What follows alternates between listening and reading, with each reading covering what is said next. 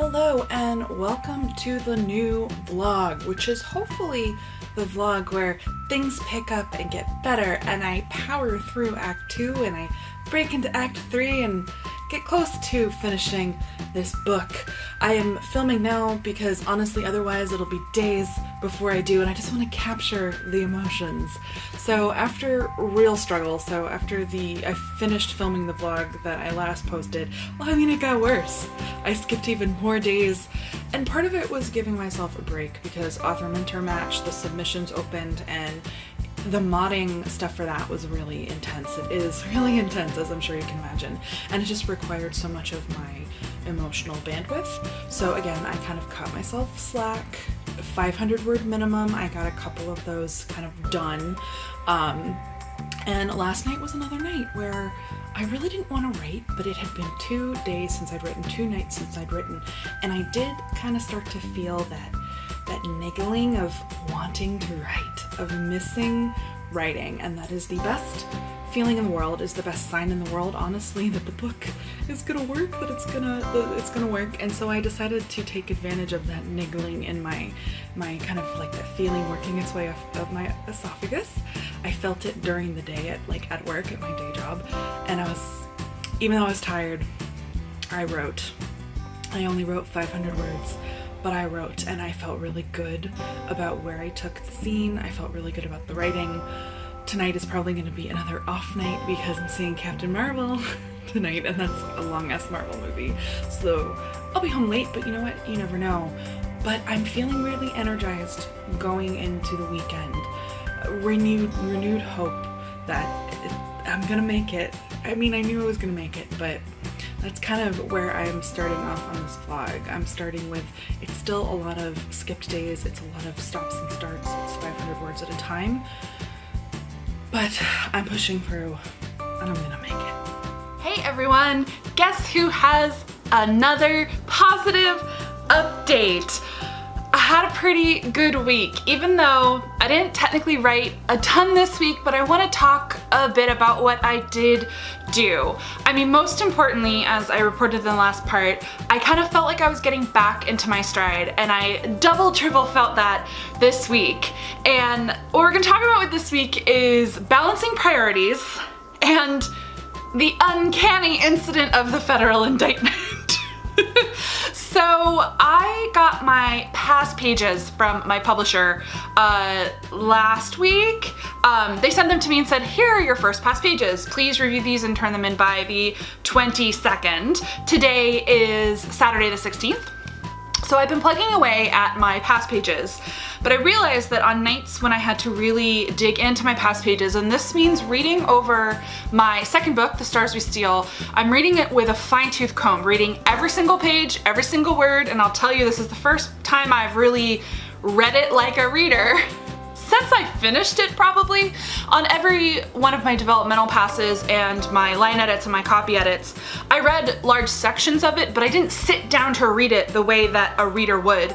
And that's really the best way to catch a lot of things that you're not otherwise gonna catch, which is why first pass pages and final pass pages are important steps at a publisher. There's multiple people at your publisher who read your past pages, and past pages are typeset, so it's the way they're going to actually be printed in the book.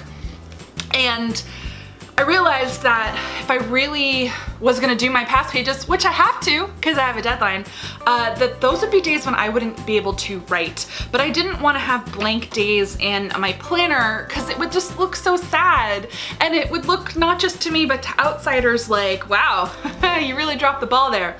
So I decided to track the pages that I read with my past pages and give myself little hearts for every 10 pages. And my book is 389 pages. So I did 61 pages last Sunday and 56 pages on Monday. And then a funny story, on Wednesday on the way back from a doctor's appointment on the bus, I suddenly had this brain moment of, these are due the 22nd, why did you think it was this spring? Like all of a sudden I was like, oh, you have another 10 days, this is great, which took the pressure off me, which meant that I was able to get back to drafting sooner than I thought, which is good, because the funniest thing happened on Tuesday, the 12th, and that is 50 individuals were federally indicted for college admissions scams. I'm sure you heard about it, and I know that I haven't really actually talked about what my thriller is about, though if you listen to the first podcast episode of Novelty Show that we posted, I actually did give a little pitch for this thriller. And I feel like at this point, I can't be completely cloak and dagger about it because it's too exciting to talk about. My book involves competitive college admissions because that is an area of expertise that I have. I have done professional essay consulting for college admissions. I've been paid to do it, and I still do it pro bono for underprivileged students in Los Angeles. It's a passion I have. I've been doing it for 5 years, going on 6. And I'm really fascinated by and interested in the landscape of competitive college admissions. I spent many, many nights on College Confidential and on the subreddit Applying to College, and I pride myself in knowing a lot about the landscape of competitive college admissions, which is partly my passion because getting a scholarship to an elite school changed my life. I still can't believe it, and it put me up into this world that I had never really been in before. I learned a lot about having to kind of conduct yourself in a different way to blend in and be socially buoyant in a different class setting. I come from a lower middle class background, and I went into an environment where most people were minimum middle class, but most were upper middle class or lower upper class. People with money, people with privilege, a lot of entitlement, a lot of elitism, but it changed my life. This is what college can do for people. It helps them be upwardly mobile, and it's why I'm so passionate about helping underprivileged students for free to help them break in. A lot of these schools, they have scholarship money to give. They want to give opportunities to lower class students. However, the majority of students at elite schools remain really stinking rich, very privileged. It's the majority of the students there. There are opportunities for a small minority of underprivileged students, but for the most part, these schools are bastions of privilege. And I've known for years that the rich can and do cheat their way into these schools, but legally, money is a cheat. And this is the central backbone of my thriller. So I was already writing this book, guys. You know I was writing this book. There's proof in these vlogs. I came up with this specific idea in November, though I'd been wanting to write a book about this for about 2 years. And I've been working on it since December. You know this, I have proof. So then this news drops on Tuesday. And first of all of a sudden everyone's like, I should write a book about this. I'm like, I'm already there, sorry. And I wasn't surprised, I laughed. I found it delightful. Yes, I am reading the indictment. I took a break, it's very long, but it's like entertainment reading for me. It's pleasure reading for me, the federal indictment. And never before has my book felt more patient and of the times. And so I wanted to go back to drafting so bad when this happened, but I was still, for some reason, thinking my past pages were due on the 15th instead of the 22nd because I can read. So it was such a joy to realize, oh, I have another week for my past pages. So had a really good run the last few days. On Wednesday the 13th, I wrote 1,517 words, and part of this was writing a big juicy scene. True facts, guys. And you know that mess of an outline I wrote or tried to write in December, and then the second draft of a mess of an outline I tried to write in January? I had a plot line that was similar to this scandal. I'm not kidding. But it had kind of gone by the wayside as I was writing this. And I wasn't exactly sure how to accomplish it because the logistics of this subplot, it would be a subplot, were tricky. And then I was like, well, clearly it's gotta go back in the book, so 1,500 words, doing that. I happened to be at a perfect break in Act 2 to add the subplot. It wasn't too late to add the subplot. And then I wrote 1,026 words on Thursday the 14th, and yesterday, 555 words. But it was one of those days, as Friday nights always are, where I really didn't want to do any work, so very proud of those words. And it's pushing me through to this weekend. So yesterday I hit 45,000 words, and because this doesn't have to be as long a draft as sci-fi and fantasy usually is, I feel so close. And honestly, what I thought was the midpoint turn might be the break into 3. Writing's hard. We're gonna figure it out. Anything can be fixed in revision. I feel really good, and knock on wood, not real wood, but it's fine. I really want to try to get 50K this weekend, only because the next section I have to write is big and juicy.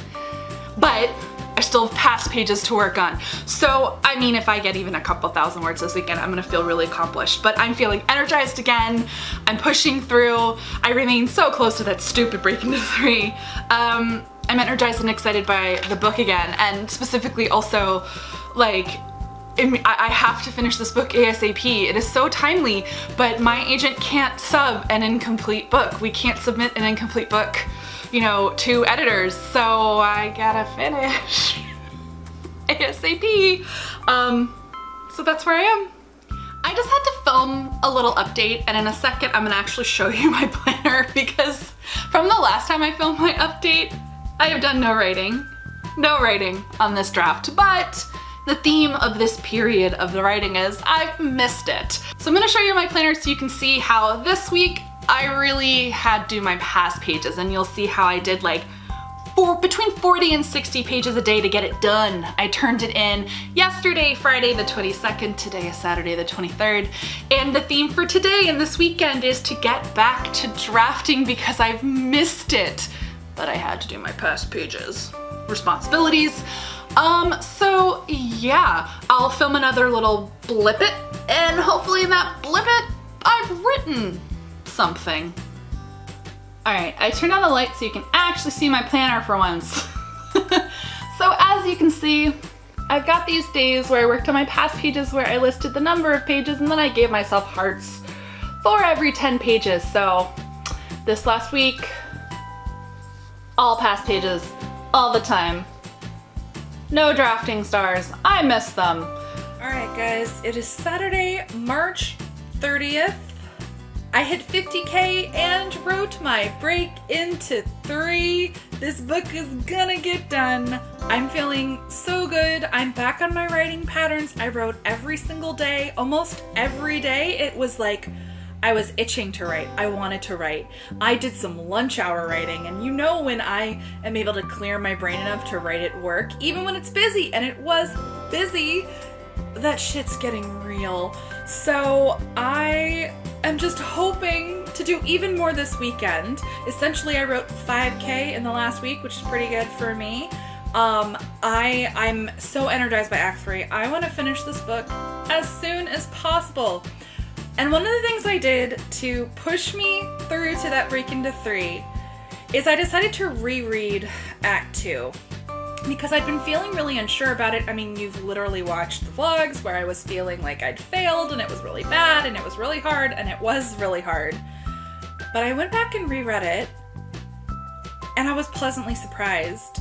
It's better than I thought it was, and that's always how it goes. But I read it and I tried to read it like a reader, and I found it compelling. I thought it was well paced. I was interested in the character beats. I, of course, saw things to revise. I already know certain things that I want to do to revise, but it wasn't as messy as I was really worried it was. It didn't drag as much as I worried it dragged. And that is what energized me to push through and get to that break into 3. And I'm just feeling so good about this book. I'm feeling that tipping point, and I always hit that tipping point where like I know it's real and it's happening. And so that's where I am right now. Cross your fingers for me that I have a pretty high word count weekend going all in. Hey guys, it is Sunday the 31st, just reporting in that I did the thing yesterday. I wrote about 1,000 words, and then I just got back from a coffee shop, back on the coffee shop today, where I haven't checked my word count, but I think I wrote like 600, so it won't be that hard to push through to 1,000. I'm now properly into Act 3, and it's all downhill from here, feeling really good. And then the question is, hi baby, look, there's a kitty. PETA saying hi. Hi baby. Half the time this is why I can't write, because these guys are all up in my biz. So yeah, just chilling with the cat. I'm about to take what I wrote at the coffee shop and throw it into Scrivener. I wrote on Word on my laptop at the coffee shop, and we'll see how I did. So I'm gonna wrap it up here, guys, so that the next part is my triumphant finish. Give this video a thumbs up if you liked it, and as always, if you're not already subscribed to the channel, go ahead and do that. I post 2 to 3 times a week. I'm so excited to finish this book, guys! And then the next part of the vlog will be like revision and what happens next with this book as far as my agent is concerned. I am so excited for this next part of the journey. And yes, I will do some sort of formal post-mortem about writing a thriller and how to write a thriller. I guess I kind of know now, maybe.